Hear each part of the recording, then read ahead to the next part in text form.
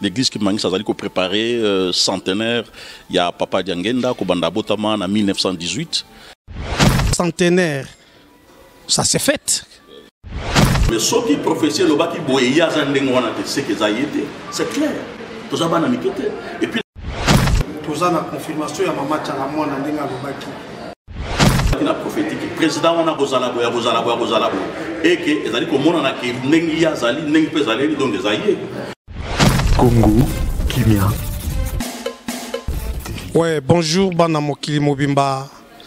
Oyo balandaka Zoro Mabiala les big boss vient na bino ya Bogar na page na bino ya vitesse vie les news lelo tozali na plateau moko na mutu munene oyo boyebi mais na koloba mingi te parce que lelo tozali ensemble na Congo Kimia ya Orgazi Manhattan. Big Boss Zoro Mabiala aza na pointe pour na tout que la bino vraiment d'information yango bomoni que cadre peut échanger beaucoup comme moi moké lelo langage kozala moi moké dou parce que toza na mutu munene na droite na biso et eloko tokolobela lelo na kosenga bolimbisi na bana Congo nyonso oyo balobaka lingala vraiment ezala ya mafinga te parce que tozoluka solution pour nous s'en sortir na crise où ezali na mboka na biso. Alors thème lelo ezali ba makambo oyo ekozala lobby dimanche le 21 janvier 2018 pour na ba marche pacifique oyo ba catholique ba bengaki et tomoni ba groupe ya ba église mususu ba ko rejoindre bango. Alors to bengi pe lisusu ba kimbangiste to yoka bango position na bango vis-à-vis ya makambo oyo ya marche à le 21 et en plus position nini kimbangiste bazalaka nango pona mboka na biso Congo parce que na histoire Papa Simo Kimbangu a participé pona bitumba abundela mabele wana ya Congo prévané que omonaka mutu nyonso ezala politicien balobaka kombo ya Kimbangu. Mais mituna eza ebele mutu akoki koyanola biso eza kaka oyo toza na ye na plateau sans plus tarder bozala vraiment pene na ba ordinateur na bino ba téléphone na bino po bokoka kolanda mituna oyo nga na kotuna beyano ekozala ya ye. Bonjour Papa César Ngina Mao. Bonjour Papa Zoro Mabiala. Enchanté vraiment pour na komona yo. Ngana yo tomona na kaka na ba Facebook to so la kaka na ba téléphone mais na yebi ke oza journaliste munene o inspira pe biso ba oyo tango to banda kotala ba émission ya bazoba oyo yo banda kosala histoire ba changer kangote po biso to koma pe bazoro Mabiala on a pris quelque chose et pas ya tata oyo azali awa. Mais nzambe lokola azalaka moto na mawa lelo asali ke nazala na ye plateau moko yangwana vraiment papa na yambio na Kimia. Merci ngala sepeli mingi vraiment na sepeli pe kokuta na ngana yo nzambe mdalingi tokuta na lelo parce que tozali censé ya éclairer peuple congolais na ba difficulté no surtout tozali na yango donc susi na ngai ezalaki pe ezalaki yango wana ndongo bengi ngai en tout cas na salaki fort que fona ya parce que na yebio oza mopandisa ngomone lokola nga na landra pe bémission na yo ningi plutôt landa na biso surtout bémission tout ça na sepelaka yango yo na plateau na yo mitune kozala ya yo réponse peut-être kozala ya ngai. OK, merci mingi vraiment. Papa César lelo tokokende na yo mwa musika po mituna ezali ebele yo tokoko benga yo lelo bibliothèque pona bakimbangiste parce que oyebi ebele toza na masolo ya mboka Congo. Histoire ya Congo tolingi toyeba position ndenge ezali kokendela liboso nano ava tokota na kati nano natuna nano boni yango moko kimbangiste 3 égale 1. Oui, église Kimbangiste c'est très bien, et ça calme toujours kende et puis nazo ko annoncer et loko nandimaki na ya na plateau na yo peut-être na oyebisa yango na suka l'église Kimbangiste azali ko préparer centenaire ya Papa Diangenda ko banda botama na 1918 Donc na année où on est comme en 2018 à aussi 100 ans dans ma belle, alors que 100 ans au babengi centenaire ça se fête. Et bibliquement dans la Bible, chaque 100 ans, chaque 1000 ans, Nzamba salara quelque chose pour na bananae. Donc il y a quelque chose qui se prépare dans la mboka na biso. Oh yezali na année à 2018. Donc cela veut dire eza année à kimia, année à paix. C'est vrai que bate belé balingité paix wana ezala, mais ekozala année à kimia na ba mabota na biso, même pour na yomoko, pour na batu mwindo nyon surtout, donc année à centenaire. Donc voilà na ko expliquer peut-être dans suka émission. Ok papa, mais ngai na zana ba mituna o na bongisi po na yo mais o ekoya suki na bongisa kite na ko profiter na tuna na plateau mais tango lobi centenaire ça s'est fait. Fait ya munene wana est-ce que parmi bato bakoya ezana batu nyonso to ezali ba oyo bakoya to bakoya te. En tout cas, fête ba peksa mutute, na ebisio ke ezali fête à batu mwindu, fête à africain. Donc vous allez centenaire et vous allez le 22 mars 2018 et vous allez Namboka Nkamba et vous allez fête à monnaie pour na batu nyonso bao ba kokoka kokende ba kokenda Mboka Nkamba bao pe ba kokende te mais mutu mwindu nyonso sika ozali yeba ke année oyo ezali année du centenaire ezali année mobimba ezali kaka le 22 mars te donc ezali année mobimba année du centenaire donc ezali année ya kimia soko zala kana mabe na mutu kene ko senge bolimbi si soki yona mutu na boyoka na kate pesa yembote yebisa ke o ezali année ya kimia ezali année du centenaire donc cela veut dire grand devoir wana o ezo sala mapa ya bakimbangisi e sala mape na mutu mwindu nyon surtout donc po baye ba ete solo année ezali année du centenaire na yebisi ok chaque 100 ans na bible nzamba sala likambo chaque 1000 ans nzamba sala likambo pourquoi dans le bezali année ya kimia. Parce que 100 ans en arrière, donc Zalaki na 1914, Première Guerre mondiale et Bandaki. Et 1916, Guerre mondiale et qui m'a cassé ba maladie, salama qui a ndenge na ndenge batu bakufa ki ebele, botala on a kata histoire. Mais tant que comme qui na 1918, papa dangé na botamaki, qui m'a ekotaki, Première Guerre mondiale pe esilaki. Mais si quoi, Première Guerre mondiale et silaki na 1918, les autres allaient na 2018, 100 ans, ça s'est fait. C'est vrai qu'il y a des Congolais. Na mitu na biso na bandoto na biso to na kimia te mais na bandi na 2018 o ezali année ya kimia to ko sepela. Papa César nga na kindaka musika te yo yebi vitesse na nga ya émission 100 ans fête monene na histoire ya Bible eza lokola iloko donto ba tremblement de terre donc événement tsunami nga na kozwa yo maloba mingi te papa bande kona yo ope baza bande konanga il y a 26 égale 1. Bazalaka na droit ko kende nkamba te. Feti boke ko tiango na nkamba. E ko sala ndenge nini po ba ya ko fêter centenaire parce que baza pe bana oyo baza ko faire partir na famille oyo. Na uti ko lobake 100 ans ezali l'année du pardon. 100 ans ezali ba neo ezali ke batu nyonso bazalaki na ba problème ba ko résoudre ba problème na bango. Oyebi ke bate belé bazalaka na moi peut-être en sous incompréhension ya makambo oyebi na kati ndako nyonso mibeko ezalaka même na église même na ndako na yo même na ba association même na bani mibeko ezalaka na kati mibeko wana ezalaka na ba droit na kati ba droit wana ezape na ba loi wana pe ezali na ba façon oyo ya ba formalité donc cela veut dire na kati église qui manque c'est vrai que bato wana bazali quelque part mais bazana ba formalité à remplir bana wana baza batute bana wana papa si bazali ka bangote na bandimi pe bazali ebele ya ona bazali bana oyo bazokamba ba ndimi bana oyo baza bakonzi na lobina bana wana ndenge yolingi bana wana ba papa na biso cela veut dire ezali que na formalité à faire soki kaka basali na bango formalité wana to ko fêter na bango ensemble na nkambi bandeko bozolanda oyo eza papa César Nginamao bandeko na biso bakimbangise ya 26 égale 1 bolandi ke soki botosi mibeko ndenge ezalaka na ndako loi na kati ya ndako ezalaka papa soki alobi ke tokobanda kolia 6h 12h 18h wana eza règle oyo ya sala mais soki yo lingi olia 9h ou 19h wana nde bebisaka makambo mais soki botosi na wana je crois que ndenge papa alobi azali clair tokozala na biso ba oyo ekozala pe bien poto kende to mona nkamba voilà papa na tiki na no paragraphe wana po oza clair na wana opekisite olobi ke eza année ya pardon eza 100 ans fête ya monene ezali batu nyonso bakoki koya donc na bande ko na biso 26 égale 1 merci to le ka place oyo papa César Nginamao toyebi papa Simo Kimbango balobela ye mingi pe balobaka kaka na lelo politicien soki aye prophète na biso Simon Kimbangu prophète na biso Simon Kimbangu mais lelo papa toza na likambo ya Congo eza na problème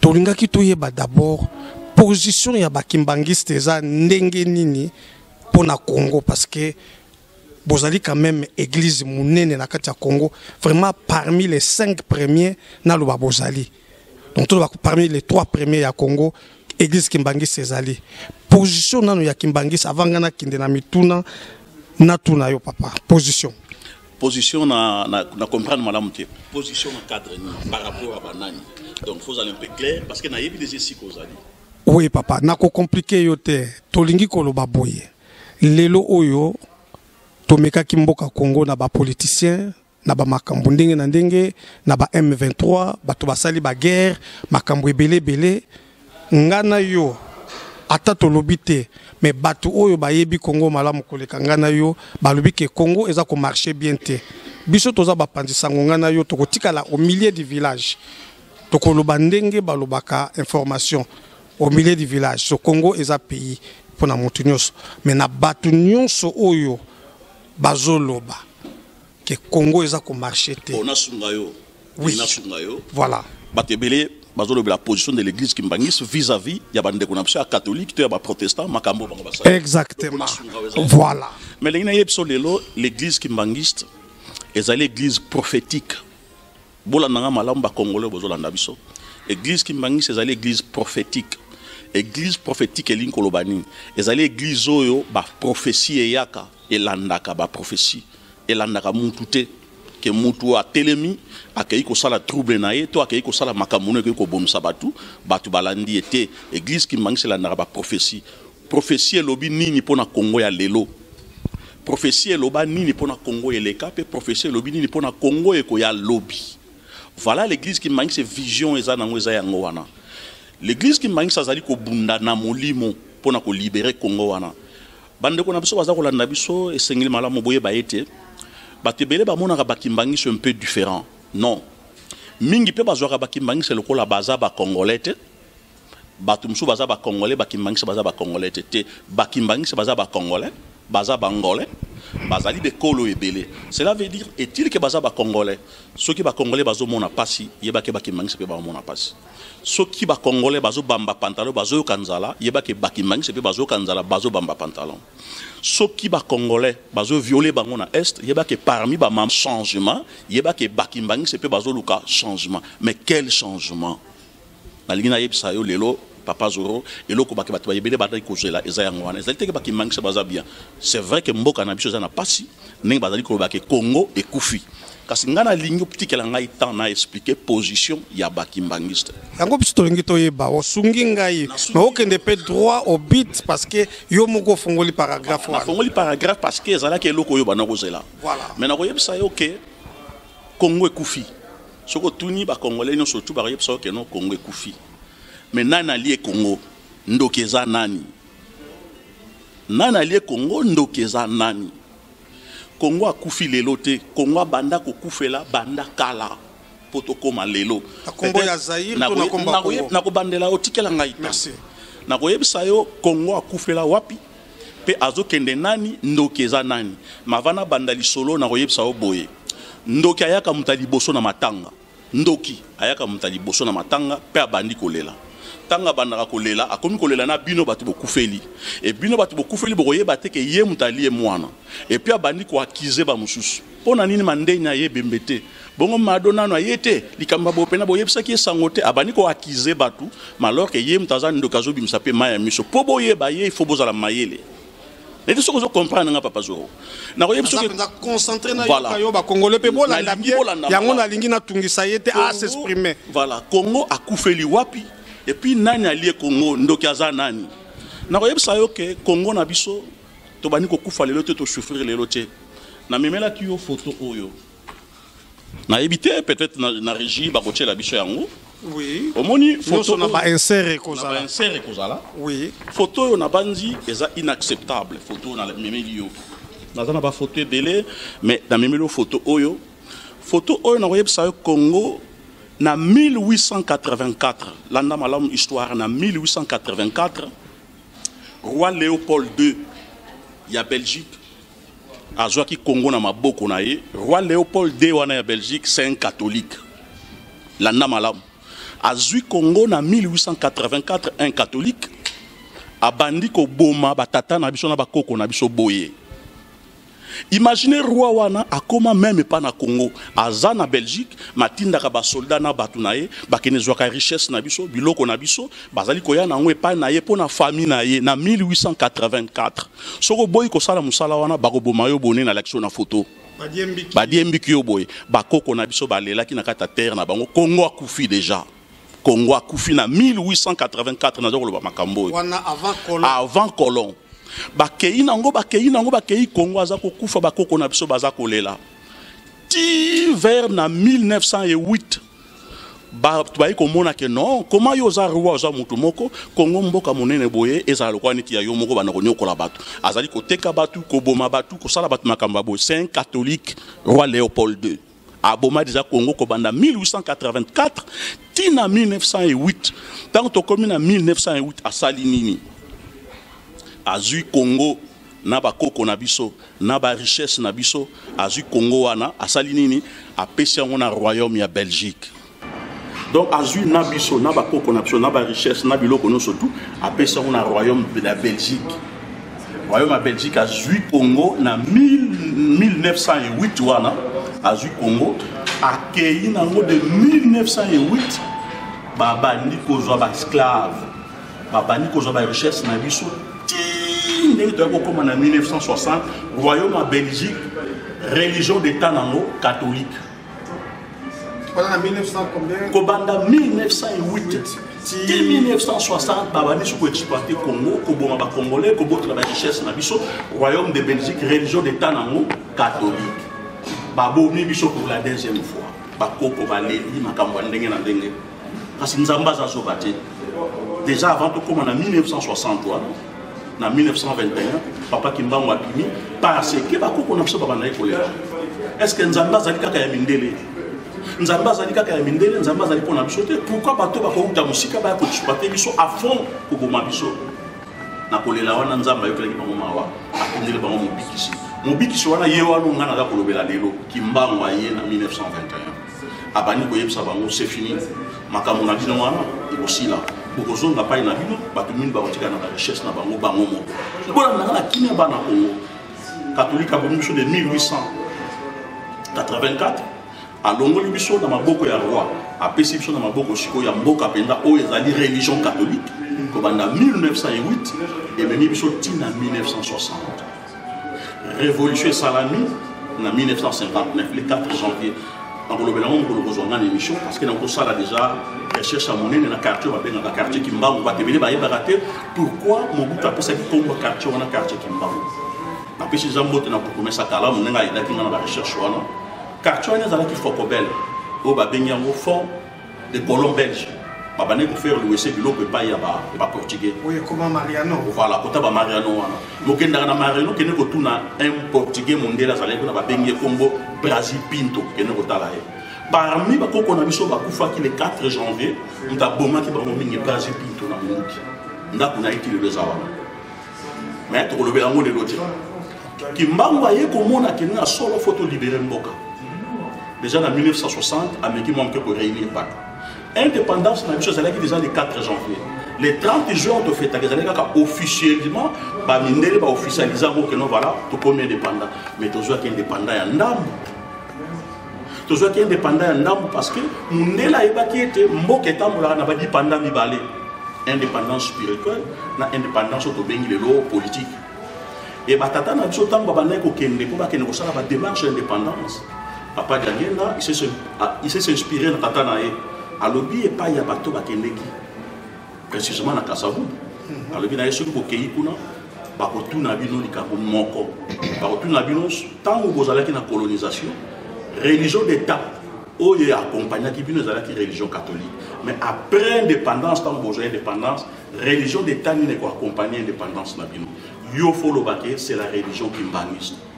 Mais Kassavou Balobake, c'est la religion catholique. Parce qu'il y a tant de catholiques. Parce qu'il y a un pélo. Voilà.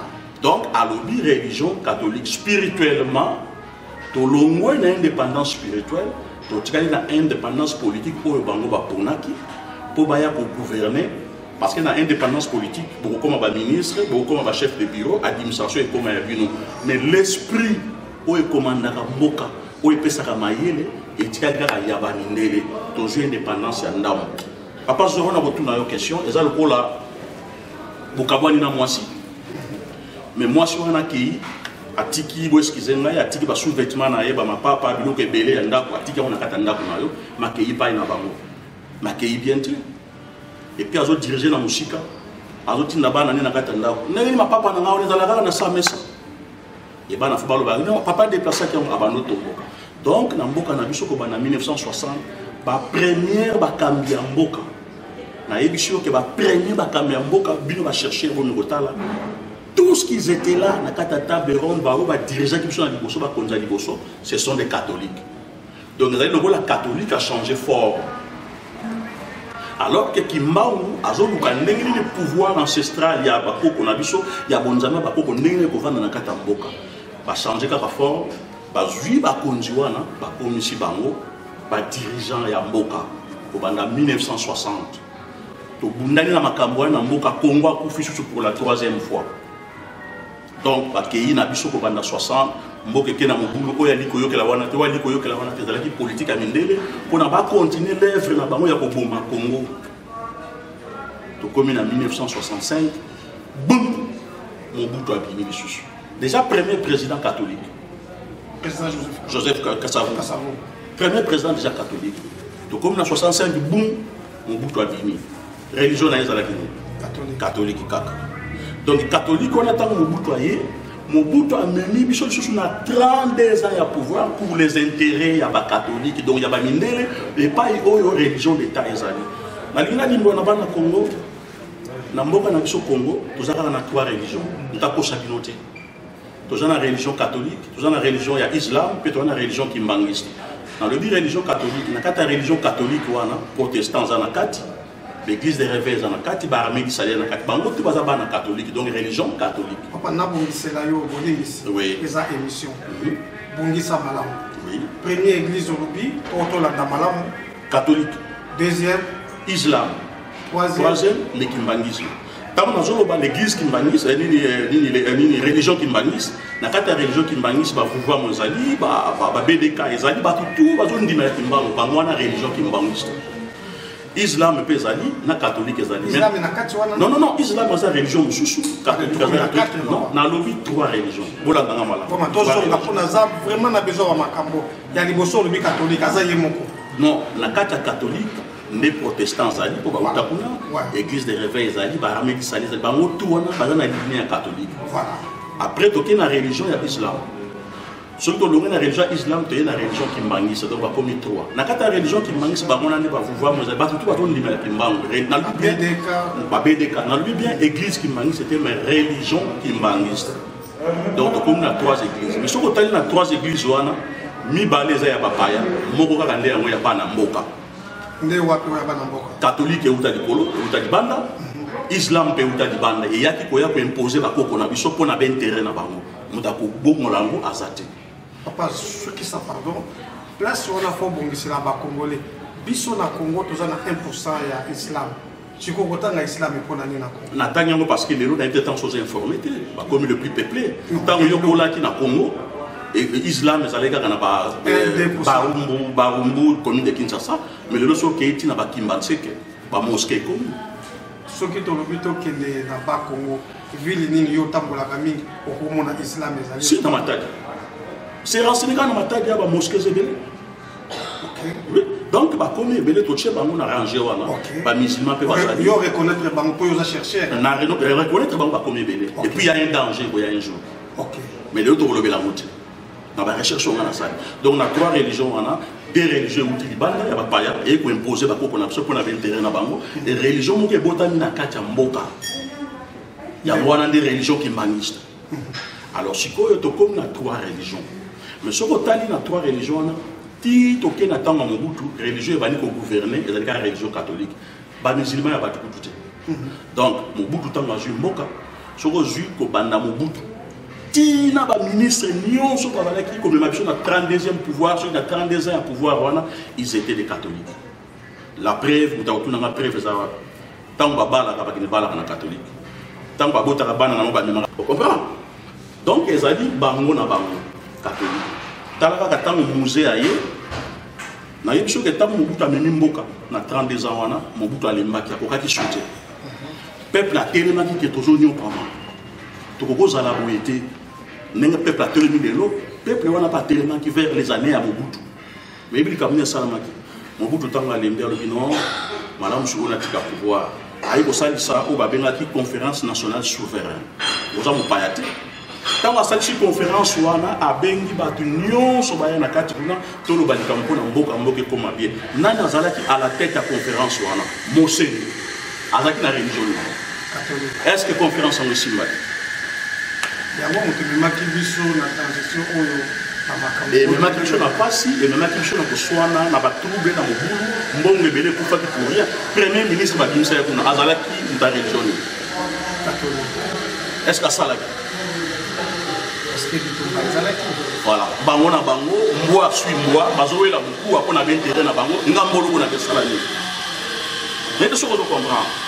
Donc cela veut dire que les catholiques, ils sont pendant 32 ans, Mobutu a battu, Mobutu a Koufi, Mobutu a Koufi, Moussé Kabila, il y a beaucoup de religions musulmanes, il y a l'islam. Wana Kimbani, c'est dans la salle de l'autre côté, avant de prier, alors que les religions ont beaucoup de musulmans. Mais tant qu'il y a l'islam, il y a l'islam. Le corps catholique va perdre le pouvoir comme les musulmans va s'allier tort. Dans le but que les catholiques va bonner, dans le but que les musulmans vont avoir accueilli. Mais tant qu'il y a accueilli, il y a l'andi moi dans la religion catholique. Attends les lois on a l'action preuve. Azam tu na bango. Attends les lois on a azam tu na bango. Lobi bazala qui bien qu'on a intérêt na bango. Mais le temps sur bazala bien, nous on s'en fout. Papa c'est ça, tu as moi si ma peau, yo le bakamalam éclairer ça bateau. Quand nous sommes comme ça, nous pouvons prendre dans un plateau. Zongue la biso moi le Cameroun président fait président Laurent Désiré Kabila. Aux ans moi et donc mon il y a bref, pour yo zakam ta recherche et pas yo yebi à tombola musapike azam musulman. On a pas archive nga selon connaissance nanga, azat devant télévision na yebi place sentiment qui musulman. D'ailleurs, le président comme Namboka, comme Laurent était père de la nation, a relaxé sa position, nous avons fait sa position, mais une différence parce que nous sommes pas en Naï. Mais beaucoup de monde n'a pas acte, beaucoup de monde n'a pas Makambo, on a la Tanzambala, Banan Bala Tanzamba. Entourage à Master Naï, Abdoulaye Dombas, Bazagi Banan. Alors, les musulmans sont tous les camarades Naï, entourage de la Islam de Banan. Dommage à Oumelakité. Donc, accueilli. On a continué l'idée en 1960. Pardon, en 1997. Déjà, avant Wana, tant que Longwe, la conférence nationale souveraine et l'État, le Premier ministre Salakité, Azalaki catholique, et nous sommes dans la salle, Azalaki catholique. Médicaments et puis dans la salle, on a envoyé ça. Et Zali, Moukolom Soussou, Sobo Bengsingana, Oitou Nangai, Berer, Nini, homme politique, n'a pas ça.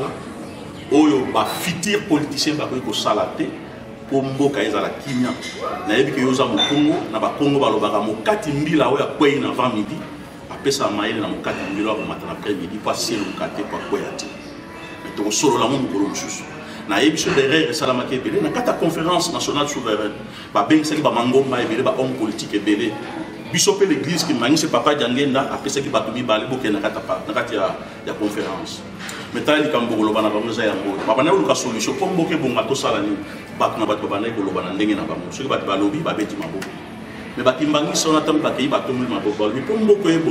il faut que chaque idéologie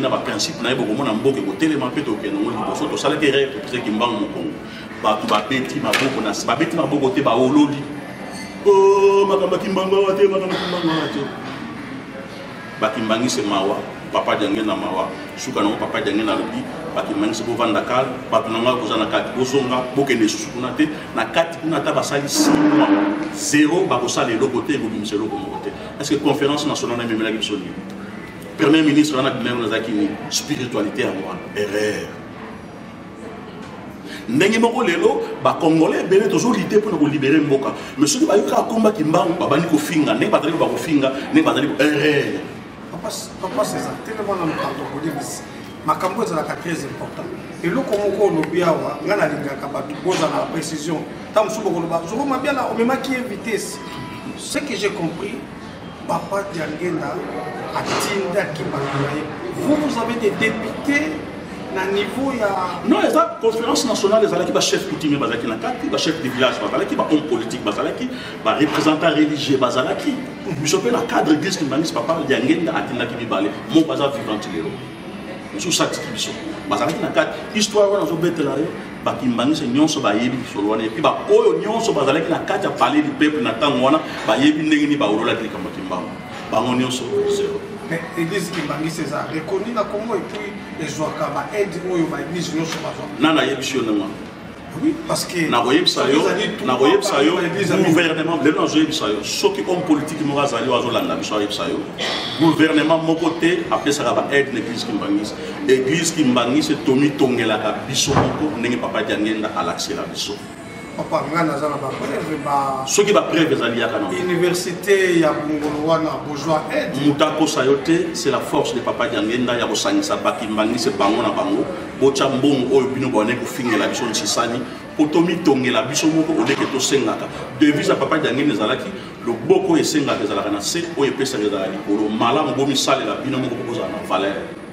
Donc ni ba aide extérieure ou d'église et bien na banda pa mindele l'église Kimbangi sa zoka moté papa donc côté na zoe bisa yo université wana personne biso moko salaka on a zoe bisa yo ça vrai et ça ba biloko congolais fa ba soko moni homme politique mo le biki to pesa ki donc to bana ya pesa preuve sur taza mutalo kuta pe le kuté ko mimina liwa papa loboko e kabaka bakataka moté ko soki bakati de loboko sote vous en avez besoin pour évoluer par l'école non ceux qui va pêcher biso baboya kati mais na voyez ça lelo ce qui est vrai la constitution mboka na biso balobaki le pays est laïque il y a la liberté de religion wana constitution mboka zo loba nengwa mais na voyez ça yo en vrai dire la constitution mboka na biso pays à laïcité il y a l'église d'état c'est la politique oyo catholique avec comme manakata mboka na biso l'église d'état c'est catholique.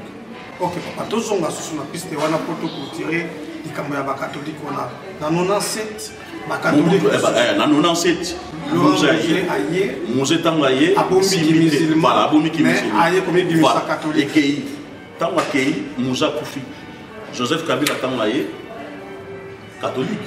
Moi si naïe catholique, nous avons une preuve, nous avons une preuve délai, nous avons la photo na yo mususu awa na pape na moi si naïe na pape. Nazana ngo na wala sabina ngo na suka to chango na banser wana tango ya ye ayi ko se présenter pas ba catholique ba sepeli parce que ba ngo ba za intérêt na ba lelo ba congolais faut ba yeba ke Congo azo bunda na ba tebele bazo bunda pona ba intérêt mindele bazo bunda pona intérêt ya ba richesse bazo bunda pona ba intérêt pe aussi à Vatican la preuve tala ye moni mutu mundo boni na zalia oyo mosengi voilà azali 9e parmi les 9 bateaux bazokamba catholique dans le monde peut-être na prendre si nayebi nayebi mais nayebi sûr que Vatican aussi aza na intérêt na kata mboka na biso donc na kata mboka na biso tout va continuer le représentant na kata mboka azo ko défendre l'intérêt mboka batali bana même les hommes politiques. Voilà pourquoi l'église Kimbangi sa limite sur politique on a été à Bosalisa na bapaya l'église Kimbangi ça d'aller ko bomber la congolais politique vous avez intérêt pour la population ya biso moko africain ya biso moko congolais pour to lier bien pour to zalabien et ça la société que to mettre la mouvement bopaye mais on doit na servir kaka bapaya na d'aller ko continuer Joseph Kabila qui est le président abandi mboka tina suka na mboka kata na biteni tant kata na biteni ba ki na ba résolution na bango ya San City il faut voter la résolution qui est 4 vice-présidents, na président Moko. Oui, Salama, mais si vous avez tous les 4 vice-présidents, na religion na bango zakini. Vous comprenez? en tout cas, Jean-Pierre Bemba, catholique chrétien. Robert Wakou, pasteur chrétien. Yémon Joseph Kabila, chrétien. Oh, Moussou Souana, Zaïd, Soginani, Azarias, il y a des camps d'Azaki musulmans. Mais nous venons à Kimbani Sazaki. Alors, il y a trois religions. Banane, Bazoli, Akombana, Baboumako. Tokangandoki. Donc, Batouana, Souba, même Mboka, pendant 5 ans, on a Mboka et Salaki sur le côté, Baboumi sous Congo, bientôt Koufi. Religion, il y a Tokangandoki. Parce que dans le système, on est ici, Joseph Kabila a tiré les loyers ont toujours continué. Si tu as un problème dans le Senko, tout ça, comment est-ce qu'il m'a dit ça? Est-ce que peut-y solution? Mais va contacter qui bino bolinga kité. Va contacter qui sont dans la lettre officielle. Il y a contact. Si je ne me trompe pas, papa n'a pas lu vidéo na ba déclaration et ko za ya yo moko na Belgique. Ce qui n'a pas été dans la déclaration de l'Engouanate. Papa César, tu as devant la télévision qui est par contacter Kabinoté. Et donc, par contacter Kabino. Oui, mais le Congolais, il a lancé un message dans le Congolais. L'île n'a vu les nobles. Et libération et Kozala. Et puis, cause n'a vu les injustes. Cause n'a vu les injustes pour toujours la libération. Pour que nous soyons bien. Mais si Koyo, Tondima bindime la thé. Parce que tu ressens là derrière, tu changes bateau, alors que bateau n'a pas le même système dans bateau sur le monde. Si tu as dit bateau, tu bengana qui n'attend pas Mobutu. Soit disant que non, pour tu l'ongola Mobutu, tu libérer Mboka. Et bateau n'a pas de nion sur la base. Tout est comme plus pire que tant de période à Mobutu. Cela veut dire, Mobutu tu l'es maquillé parce que pas chez Zala qui mine, tu l'as maquillé était seulement là maquillé n'importe qui ou ya te remettre les maboko même les diables. Il y a moins de mousseta moya facilement va Congolais te dit maquillé pour ta libération. Mais tant moyen tu tournes qui est au Dieu pour botter dans un nous en rien parce que tu as une approche de libération. Mais le lot voilà les résultats. C'est un Congolais. Voilà, oui c'est un Congolais mais résultat. Il y a ça que l'église qui manque c'est une église prophétique. Tolandaka ba profession et l'obamaki qui est beaucoup mona ba konzi ba koya mais ba ozala ba kuta kya mindele ba kozala ba travailleur ya ba blanc et lelo oyo bato ba kotamusa Congo ba kozala so ba travailleur ya ba talibanda te faut bazala ba travailleur ya ba peuple congolais ba africain pour tozala bien pour tozala ba richesse mais ce qui te va dire kolandaka ka changement pour na intel na ebisio ndoki aye boso na matanga tala makambo na memelio catholique mais catholique tanga moni ba congolais ba tolinga ba libérer que non makambo pouvoir ni kozala ba sali ba yemba na matanga ba bani kolela na ba congolais non faut to libérer ndoki aye boso na matanga et abani ko akize ba mususu. Papa César na lingi place soto libola malamu tango lobi ki prophétie église ki mangi Césari ya prophétie tolingi toyeba kaka o expliquer biso parce que biso to landaka ba biloko ezaka na ba bilili et fandi na ba YouTube. Tous la confirmation ya mama Tchalamwa na ndenga lobaki. Yo koki ko confirmer biso prophétie ya Kimbangi Sirona ezali ndengwana poso ke zandengwana donc tous na biso bien. Comme si ba yebisa ki biso les prophéties prophète assez aloba première deuxième troisième tina quatrième. Siko yo koki ko confirmer biso yango lelo. Soki eza yango donc ça sert à rien to bundana makambo toujours na yebisi ko zali ba congolais ba loba moto ba tout dans moto. Je remercie bien que tant que je suis parce que tant que les peuples africains noirs, tout le monde est ensemble. Merci. Tout le temps à la Bible. Nous sommes souverains à ça là où il y a l'ingi. Il y a une prière, mais il y a une bakete, où il y a une zambe salama, parce que il y a une bakete.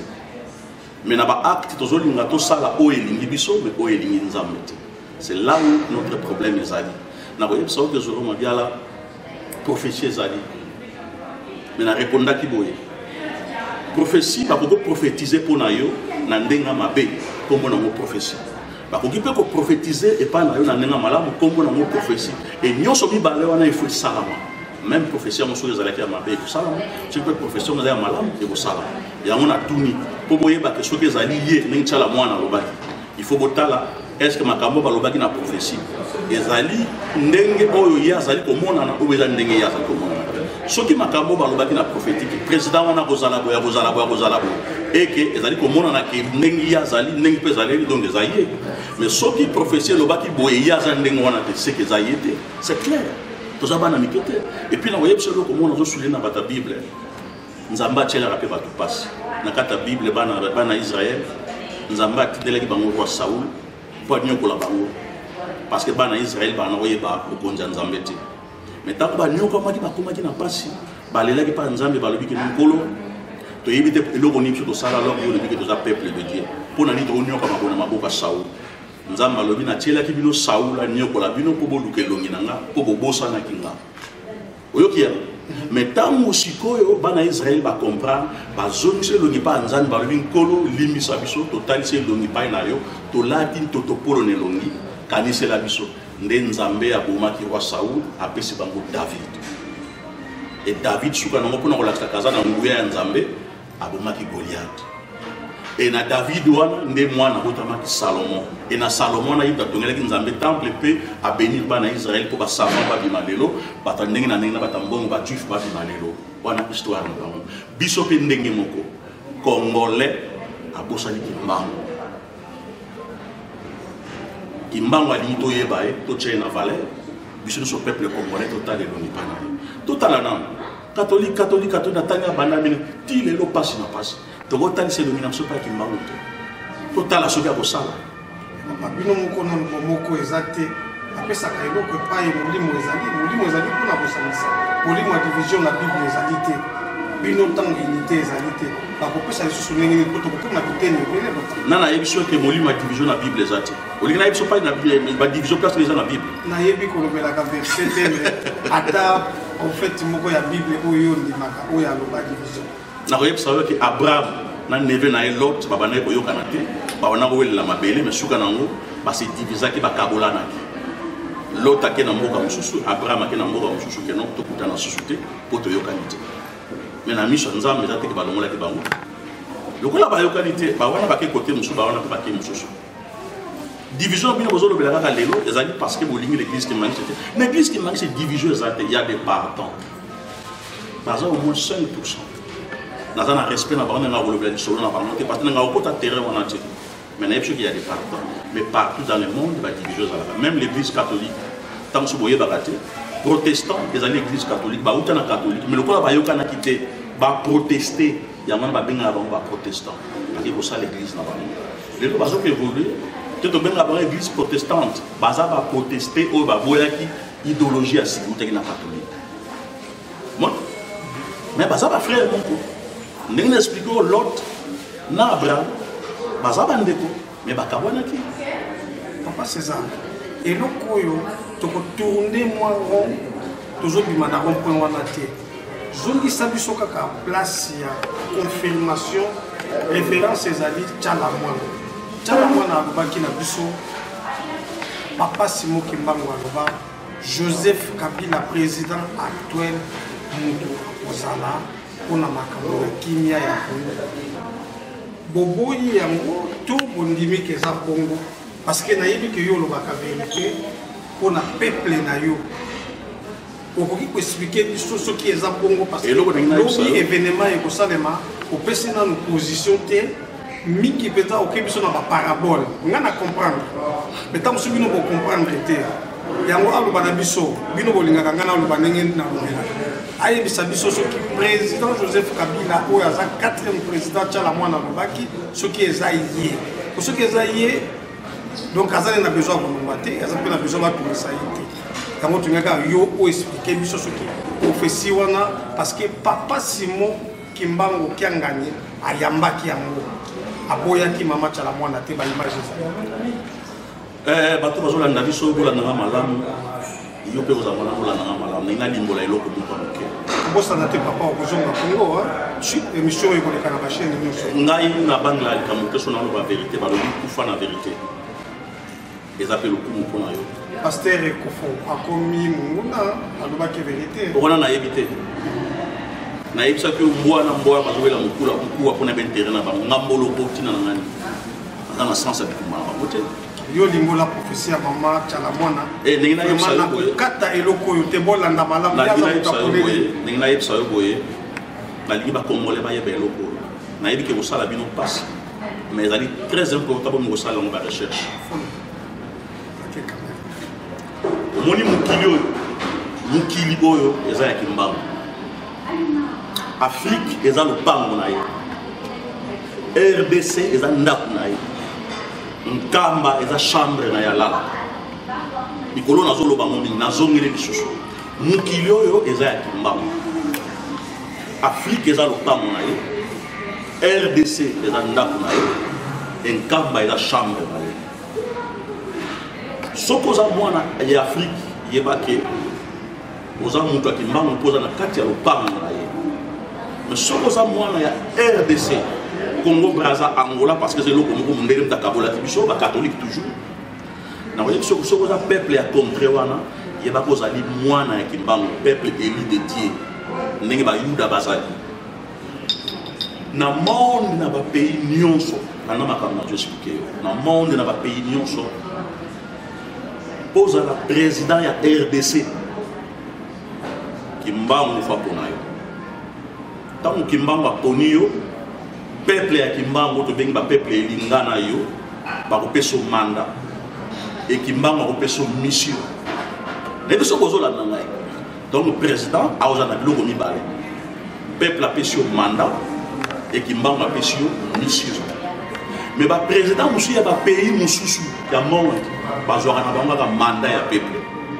donc ce qui mandat ya peuple si ndenge peuple alinga sala sali okei mais na terre na lupango ya kimbangu oyo eza RDC président akozala kuna akozala na mandat ya peuple pe akozala na mission ya nzambe donc mission ya kimbangu sikoyo soki peuple apesi yo mandat eza normal que soki mandat na yo esili peuple fa réclamer mandat esili soki mpe nzambe apesi yo mission et que mission na yo esili nzambe akoloba ke mission na yo esili mais ce qui peut mission nzambe esili te nzambe akoloba mission nano esili te donc pour nous à la président ya Congo ozali monde mobima bazotya yo miso parce que ozali na mamboka oyo nzambe azali yango wana omoni président nyonso oyo ayaka na Congo okomona baafricain nyonso bayebi kombo na ye Mobutu tout le monde bayeba lelo Joseph Kabila okomona na banigérien soki otuni président Congo akoyebi so Kabila mais nga soko tuni congolais président tanso ya Togo ayebi kombo na ye te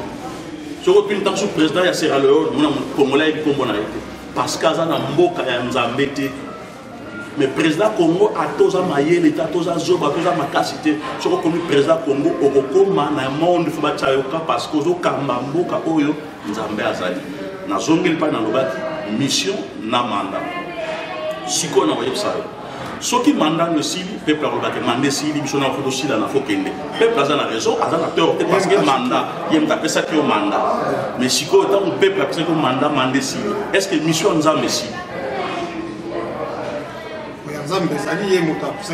voilà donc alors il y a une prière na biso tolobaki ete oyo elingi yo esalama oyo elingi nzambe nde esalama oyo elingi biso bato te nakopesa exemple Mobutu topesaki ye mandat ya 100 ans bato nyonso baloyema topesaki 100 ans na Mobutu bato tout bozala référence tozopesa ye mandat par écrit te mais na maloba mais est ce que asalaki 100 ans asukaki na 32 ans donc mission na ye na nzambe 32 ans asali nini akei et puis on va nous comprendre nzambe alobi mission ekokende na 100 ans te fona kata Kasavubu président Kasavubu paix à son nom azwaki mandat ya 5 ans et pas ya peuple mais est ce qu'akokisaki 5 ans asalaki coup d'état ntango mission na ye na nzambe esimbi te nzambe alobi mission c'est fini nzambe akotala so mandat ya peuple te parce que aza souverain il est parti apesa exemple ya Mobutu topesaki ye 100 ans mais ça asalaki 100 ans il y a Joseph Kabila pe mandat ya peuple c'est vrai ici mais ce qu'il faut dire est-ce que mission ya nzambe ici grand problème là na nzambe na bato nani makolo mokolo mabele voilà tolinga toyeba sikoyo mission na ye na nzambe eza nini pe mission epa ya nzambe sili to ezalaka voilà raisonnement bakimbangi c'est pas ezalaka yango émission ya nzambe ba catholique moto ba pesa ki olobaki ya banani ba pesa ki catholique yo olobi makambo nyonso ba catholique ba dirigaka bango pe moto ba yaki ba pesi oyebi problème na ye na ba catholique ba ndeke nkama ba catholique ba lobi que non c'est vrai qu'elle nous défier ba idée na biso na makambo na biso parce que yebi qu'elle nous zone sa pouvoir et pas il va pesa la mission na ye ngana to yebi au hasard vivant de tout temps au na ye mission na ezani mobutu azaki na ba mission tala mobutu to bungana ki na ye pendant 32 ans mais mutakokaki azalaki te tisuka no mukolo mission na ye silaki omona ki bena mobutu azokanga bilamba na azotia na bamal azotia na kata voiture tout ça akeye mission ya nzambe ça ini vous comprenez papa donc tout le ba mission ya Joseph Kabila izo continuer mandat kaka moto esili mande sili mande soki peuple azoloba ke mande sili ngana zopesa bango torte mande sili mais ngana azolinga na yeba est-ce que mission sili papa mission wana ngai nazozonga place wana sinon tokozala banzambe mibale catholique toloba aza nzambe te aza représentant ya église ya nzambe oyo eyaki na Joseph Kabila soki na bino zonga mwa nsima oyo kanga kaka seconde soki papa Simon Kimbangu ye wana tozolobelaki ye moto apesaki mission nga nayebi mpona barecherche na nga nayebi ke papa Simon Kimbangu aza prophète na Congo mais na bosolo mpenza boye yo papa César na makasi ozalaka nango olobaka na miko nano nayoka obeta setete ke pourquoi prophète Simon Kimbangu azalaka ta na jour férié na Congo te Lumumba oyo aye nsima na ye aza na jour férié ya le 17 janvier tant bandeko bazolobaka Lumumba aza héros nga nataka nango na doute héros ya nini eza caméra si eza droit na ngai aza na monument na Kisasa nakoyebisa yo eyeba héros baza boni na Congo na monde mboka oyo eleki na ba héros ebele ezaka RDC erreur Kasavubu héros Lumumba héros Malula aza héros tant que oyebaka te aza catholique ba héros baza wana ebele na Kimbangu batie héros mais kuna toza te na bamboka nyonso soki otala moli okomona héros azalaka moko et puis faut botuna histoire na ye asala nini mpo azala héros kuna nga naza te mais nayebisi yo ke héros azalaka moko sauf na mboka na biso soki botie ndenge tozoloba boye ntango so on sait jamais un jour okoyoka kaka papa Tshisekedi bakomi héros non aza déjà batiaki vous comprenez même papa Wemba batiaki héros voilà mboka kako ba héros batondi je crois que eza ba héros ya malamu te na bamboka tous oyo ke omona héros aza moko yo na batebisaka biso oui papa motuna oyo biso kaka nde ba héros baza ebele wana eza débat mosusu na koyebi tokosolola ngo ntango mosusu ntango obenga ngai ba héros baza ebele mpo na mboka na biso ngai nalobi kaka mission na mandat nayebisi yo soki kaka o mission na ye ndenge tozosolola boyoki kosila lobi na asili lobi kokomona eloko moye kosalama bakongole to tobeti maboko po mission esili mais nayebi soki catholique na bato ebele bakendeki kosambela le 31 basambelaki mpe nzambe na bango nga nakanisaki le premier Joseph Kabila bazala sute elelo deya tokomi le 19 mandat esili mais mission toyebi te totuna nzambe mission na ye eza nini mpe ekosila camp papa tokosala même 20 minutes kaka na question oyo soki tobimi na rond point oyo te tokotourne kaka eza problème te papa César Nginamao nazongi na émission ya bazoba oyo olandisa biso na ba DVD de 1 ti soki numéro combien zongisa biso place oyo papa bakatholique bango moto babandi bandana 1400 combien 1484 voilà la bande à partir à Léopold mais avant on était là-bas alors bango pe moto baye na Joseph Kabila le président actuel bango moto bapesi mission peuple apesaki mandat soki eza bongo bango mais lelo balobi bango bapesaka mandat te mandat na lobi bien nzambe pardon mandat eza peuple mission eza nzambe nzambe wana siko tozoba bango baye na nzela ya nzambe nzambe wana oyo nga nazoyebisa yo ntango soki oyokela ngo soni nga nazoyebisa yo nzambe Kimbangu ekoderange nga te nayebi ko tobenga ye déjà baprophète nayebi so aza prophète te parce que prophète ezali bato wana catholique bakolaki ye attribution wana kaza prophète alors il n'est pas prophète alors na bible na bango moko balobaka ete dernier prophète ezalaka Jean-Baptiste soki Kimbangu azali après Jean-Baptiste akozala so prophète ndenge non papa wana fokokende twa obiti soki papa Simon Kimbangu azalaki nzambe mbele na azalaki te azali nzambe na yebi sio na zone lisusu mukilo eza ya nzambe bino nengo zo vivre na mukilo bo vivre na mukilo kimbango Afrique eza lopango na ye africain tout va vivre en Afrique bazana lopango ya kimbango RDC eza ndako na ye ba nyonso RDC ko ba vivre na RDC ba ye ba kivanda na ndako ya kimbango enkamba eza chambre na ye pa ye ba kimbangisa ba kenaka ba kota na chambre ya tata. Papa, réaction à Bino, les alliés, tant que Nzambe, la biso Papa Simon Kimbango, Nandenge, cardinal Mosengo, Azui, Mokanoke, Yé Asalisa, marche le 21, Oyo que va protestant va rejoindre Yé, Oyo que va musulman va rejoindre Yé, Nzambe Oyo Azali Bosso, Papa Simon Kimbango, Yazo Zongasi, et Bandi Ndenge. Naïbisio, c'est l'air droit, parce que mandat ici, n'a pas protestant, n'a pas catholique, pas autant la mandat. L'église qui m'a dit c'est la mission. Il faut entrer. Mais est-ce qu'ils sont reconnus à l'église qui mangiste parce que un projet doit éditer. Yozo Basiko ezali papa azali nzambe. Aide na nos autres maté. Bongo mipe ko ba ko tuna ye ko na nini. Koza ata na journée moko ya férié te na kombo ya Kimbango. Lumumba za plus haut que papa Simon Kimbango. Yango wana tokomi na temps ya Kimbango et bato wana bayebi yango pouvoir ya Kimbango no vanda yango wana ko bengana pouvoir ya étranger pour na bentera ya étranger pour na religion ya étranger pour na langue ya étranger pour na culture ya étranger l'écriture ya étranger nyonso ko kende ndenge ba chinois basalaki pour pouvoir ya Kimbango soko evanda siko bato oyo bakovanda na pouvoir ya Kimbango bakobongisa Congo bangwana ozomona bana bilaka baza na idéologie ya Kimbango bawana bazali contre système oyo bapaya bazali kosala noko toba congolais est-ce que ozokomi tuna te mpona nini kaka bameme non na yebi soki ozolanda ngai ya bakombo ya batata oyo banyokola batata na biso basala rien na mboka bana na bango kaka bakombo wana bango wana bazolinga kaka bazonga na pouvoir mwana nyoka aza nyoka mwana moyibi aza moyibi neti soki ozocomprendre est ce que bata mayele mosusu bazalaki na Congo neti bazoko mabiala mpe akomi soki nani baza te kaka komona bameme bakombo bango wana kaka donc batata na bango bapreparaki bango na koyebisa bango ke non mosala politique eza malamu eza mbongo moko facile talanga na komi boko na wana bamili bango na bekole ntango bakoti bango bekole ya bien bana wana bazolinga baya koremplace bapere na bango oyo biso tobengana te. Papa César, place oyo potozwa solution malamu otikela ngai 2 minutes ngana expliquer bongo yo conclure papa.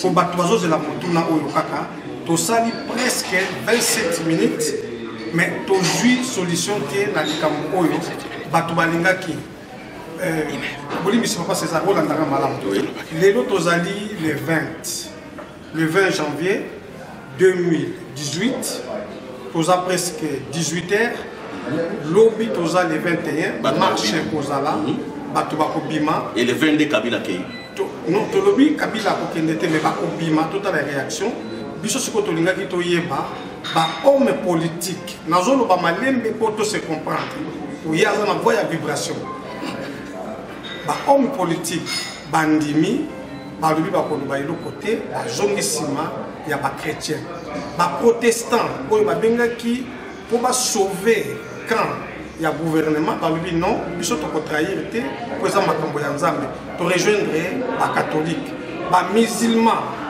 oyo bazali minoritaire na Congo ba rejoindre ba chrétien position ya ba kimbangiste lelo papa o ngam nazolo ba voyolo soki lobby ba réussir kozwa pouvoir na maboko est-ce que bino bomoni te ke bakoki ko chasser bino na kati ndako na bino balobi ke bobima boza ko faire partir susu na awate comme ça boko silisa kombo ya papa Simon Kimbango vraiment succès omoni yango te.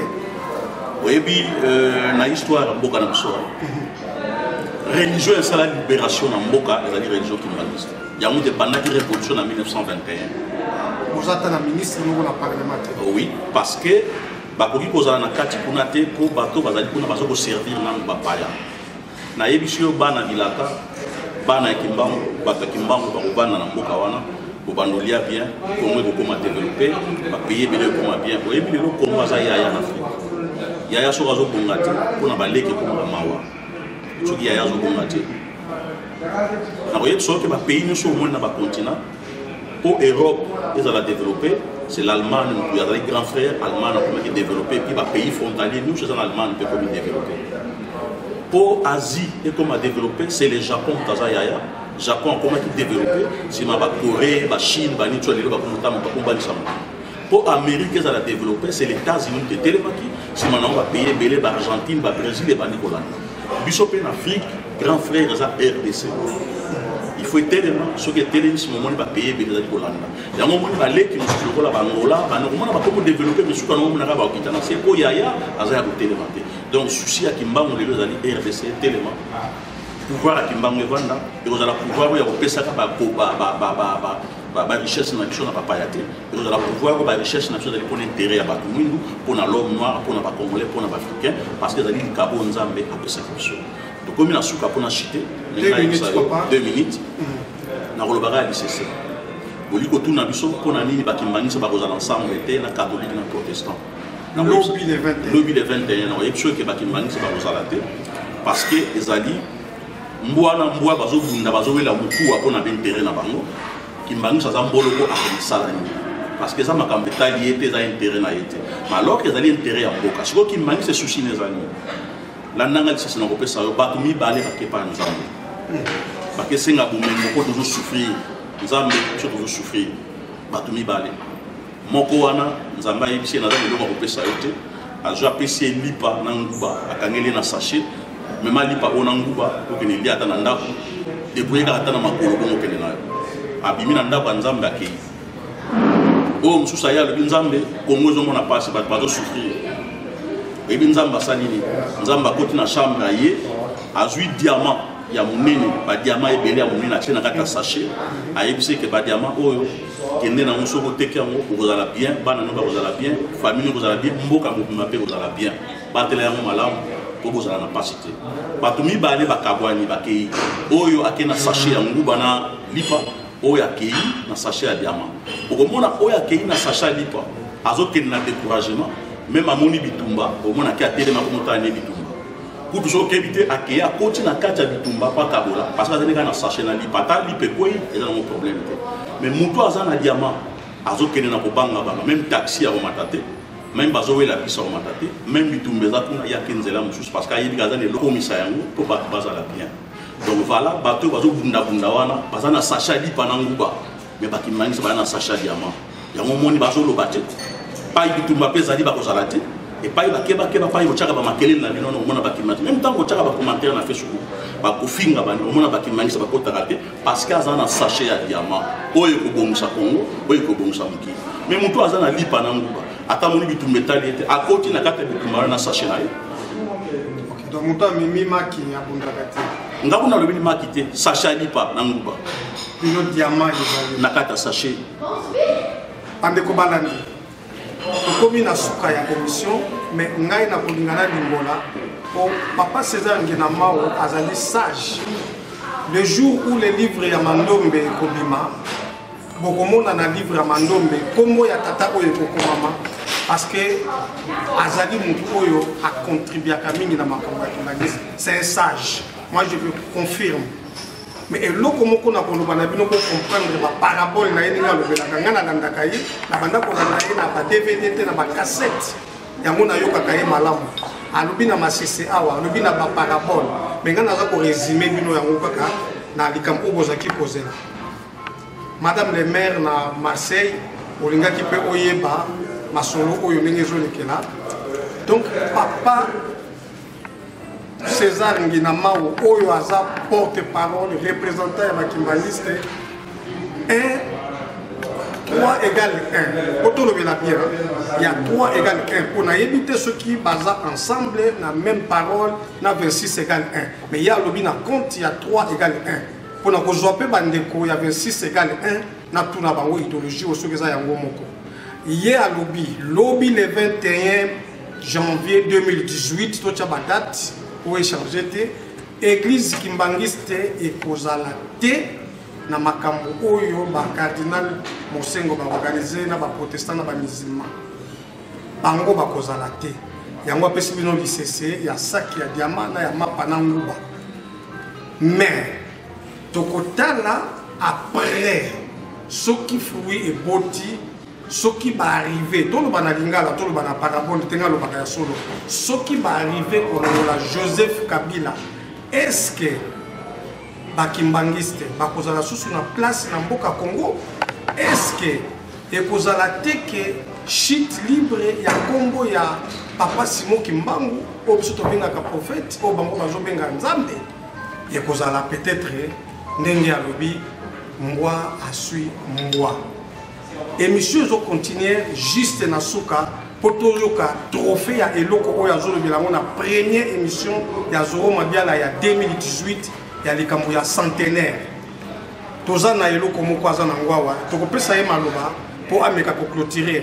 Mais na bande ko nga na koloba naza congolais na yebi église kimbangiste etangisa bato eza na ba école eza na ba université eza na ba professeur bon meka quand même ko tia ba commentaire avec respect parce que notre professeur et notre prophète Papa Simon Kimbangu eza na bato nyonso ba botama na Congo ba yebi même ba belge avec respect de tous vos commentaires. Papa aussi dit ça, na explication ya photo ya centenaire s'il vous plaît.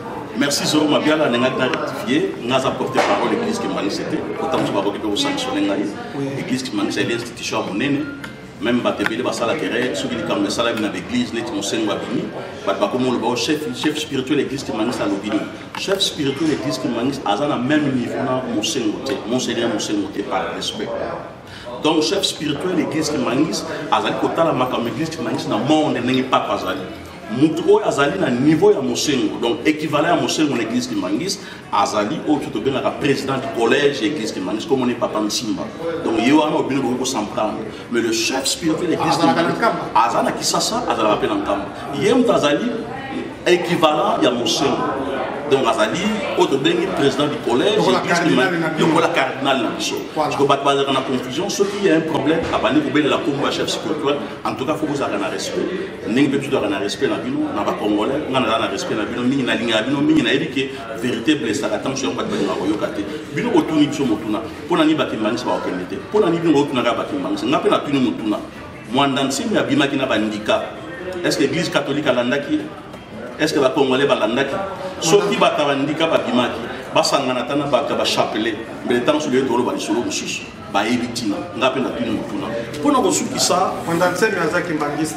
Na émission que pour nous reçu qui ça, na memelio cadeau, trophée, na sepela no mingi, et vous avez mala mucha trophée oyo na katanda kuna yo, toza na année du centenaire, année à Kimia, papa au monde combien les bâtisseurs. Donc yende mutatungi l'église kimbangiste.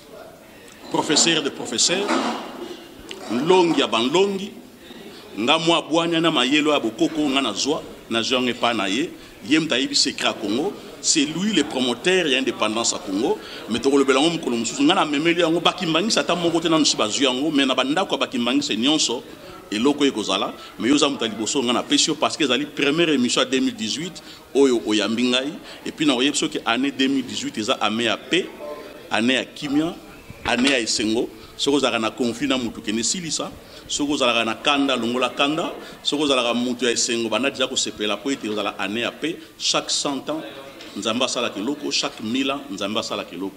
Vous avez une éliquette 2018, Nzamba Rosepel sa Congo, a Rosepel sa Congolais, mais vous avez une éliquette à Kondima. Babo to la biso lito to banda qui était surtout na ba combattant to banda qui lit na biso pour toujours ngapena tout libérer Congo mais bato mo ba yiko kota na kati ya lit na biso ba leki liboso pour na koloba ete to ke na bino ensemble na lit ko ba moni to komi pembeni ya libération to za la mayele ndoka yaka mutaliboso na matanga pa bandi kolela po banda ko tanga ba kombo ya bato mususu po ani ba yena matanga te pour na ko accuser l'autre alors que ye mutalie mutu ndoka yango azanani to étudier Congo to banda ko kufa depuis quand ti lelo tali ko kufara na maboko ya batu wana batu ngweza banani maele suka ba o balingi débat tozali to ko expliquer ndazo boma biso aza musika te azara pembeni wana ye wana ye sikoyo na lit liboso zalaki to banai ko compter na ba homme politique et to ko comprendre ba homme politique wana baza batamindele la preuve romona tous les hommes politiques wana ba futaka romona ba ticket avion ba ye poto ticket avion ba ye poto ba ya pa ya banani et pa ya batata na bango biso Congo to olia mu colonie na tango na isika ke bafutaka batike baya poto poani bazokene na babuni ate na baba Kongo na bachela ngana uti chela na mboka na yo na koyebso makambo ngana moni kuna na mboka chela na uti kuna bat bayamba nga déjà merci na pesi bango mbote au lieu que balekisa tango ya pa batata na bango pour na bazwa ba instruction pour ba pesa ba rapport pour biso to za la kaka na pasi ba vanda nanu na Congo coup de chapeau na ba combattant bazala nanu kuna. Alors le cas de confiance s'il pas na bango bazui sikoyo ba na bango ya forme mususu ba religieux ba yena bango pour tout espoir pas na bango mais bango tin ba bongsa Congo tala bat ba bongsa Congo bango yo na malobo balobaki na ba prophétie balobaki ngana pesi yango vraiment sincèrement na motema moko. Merci, merci vraiment, chers internautes Bandeko Nangai, oza eloko ya mutuya. Vraiment nakuki koloba eza grâce. Tant on a eu sakabino ke nakutana na ba prêtre belé. Ya za prêtre na makambo ya media, na makambo ya kimbangiste. Tala eloko ba pesinga. Nga nakutana na bato ebele, nakutana na Didier Masela, nakutana na Etienne Tshisekedi, nakutana na ba César Nguinama ou lelo nazana ye awa na plateau. Donc eza makambo ça na histoire ya vinanga et puis na 8 trophée na 2018 ya centenaire ya prêtre lokola ye oyo vraiment que moni apesa idéologie na église kimbangiste lelo oyo ebimisa ba professeur ba école eloko eka musaka ngai mingi nga na bosa na kate université oyo ya Kimbangu ya Bongolo. Lelo na ju vérité nango devant panneau que etongama na mbongo ya bango moko lelo na ju eloko na zoki na kotia na ndako boza mingi na yebi bolobaka boza ba kimbangiste mais boza na eloko yote même prophète Bishop Élisée na kosenga yo sala recours bolimbisi vraiment avec beaucoup de respect na maloba oyo ebima na émission to sala na yo pona eloko neti ya boye na explication ya centenaire oyo papa César alobi na Bible 100 ans eza eloko munene même babindele ba fetaka 100 ans na ndenge mususu botala eloko na lobi ebele mais merci papa César émission ezali ya yo bopambola succès ezala oyeko ya pona lobi Congo ezala libre tozala bomoko tolanda bolingo oyo atikela kibiso na ko remercier batunyoso oyo ba remercier kibiso ndeko na biso Guillaume oyo auti Belgique nandiko na biso papa César Nguinamau ndeko na biso na technique Pati Bofondo ya Genève na la première dame de Marseille topesi ba merci na Congo Kimia oya boss na biso Orgazi Manhattan tosengi bino merci mingi. Sans oublier page nabino ya vitesse ya Vielle News page ya TGV et nazongeli Pati Bofondo nanzela mino Papi James le plafond de Genève Orgazi Manhattan Marie-Laure mwaka na Canada Igeti Kamandi Emanzalu ya Willy Moucheni Kode ya Mboka Joa Kisasa po ba poubele leki et na pesi vie garde-robe mbote na Sukisi, na Tony le Prince, na London, et Moukara Menandako, Cheval et Blanc, Cheval et Sans Tache, votre émission le 20 janvier 2018 à Genève avec papa César Nguinamau. Voici le trophée. Merci. Congo Kimia.